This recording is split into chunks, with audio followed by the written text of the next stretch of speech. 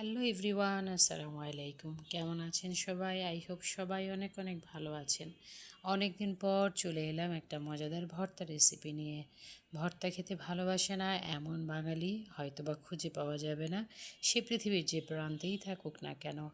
আজ তৈরি করব মজাদার ঝাল ঝাল একটা কলার ভর্তা।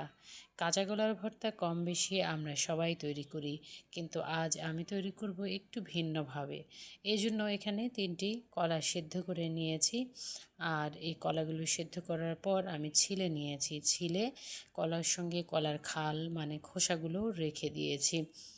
সবগুলো উপকরণের মধ্যে রয়েছে, প্রথম উপকরণ হলো কলা, তারপর থাকছে কলার খোসা, থাকছে শুকনো মরিচ হালকা করে টেলে নেওয়া।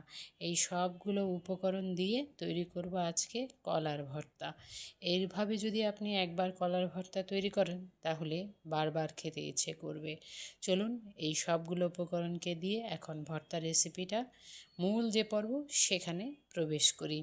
এই সবগুলো উপকরণকে একসঙ্গে আমি এখন দিয়ে দিব একটা ব্লেন্ডার জাগে, কারণ সময় বাঁচানো হলো মূল কথা। এই ব্যস্ত জীবনে সময় অনেক মূল্যবান।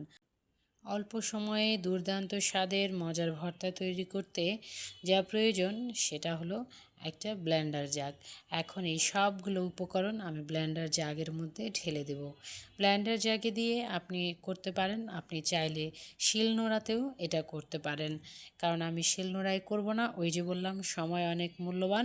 সেই সময় বাঁচাতেই আমি একটা ব্লেন্ডার জাগের মধ্যে এই সবগুলো উপকরণ দিয়ে দিচ্ছি।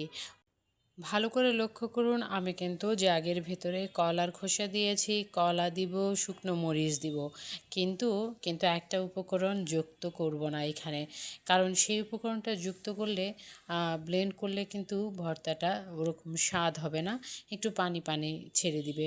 এখানে কিছুটা লবণও আমি অফ ক্যামেরায় দিয়ে দিয়েছি। যেহেতু অল্প সময়ে কাজ করব তাই একটু টেকনিক ফলো করে কাজ করতে হয়। এই তো সব কিছুকে ব্লেন্ড করে নিয়ে চলে এসেছি। এতক্ষণে নিশ্চয়ই বুঝে গেছেন কোন উপকরণটি আমি ব্লেন্ডার জায়গায় দেইনি, সেটা হলো কুচানো পেঁয়াজ। কুচানো পেঁয়াজ ব্লেন্ডার জায়গায় দিয়ে যদি ব্লেন্ড করা হয় তাহলে কেমন একটা পানি পানি লাগে, আমার ভালো লাগে না। এখন আমি একটু টেস্ট করে নিয়েছি, আরও একটু লবণ দিতে হবে। এই কুচানো পেঁয়াজটা আমি এই লবণ আর এই পেস্টের সঙ্গে হাত দিয়ে ভালো করে মিশিয়ে নেব।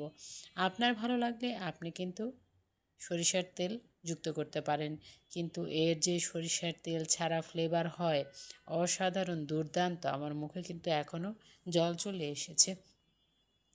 আশা করছি প্রথম থেকে শেষ পর্যন্ত কন্টিনিউ করবেন এবং লাইক, সাবস্ক্রাইব, শেয়ার করে আমার চ্যানেলটিকে এগিয়ে যেতে সহযোগিতা করবেন। এই তো সব মেখে চুকে নিলেই হয়ে গেল দুর্দান্ত স্বাদের কলার ভর্তা। টাটা।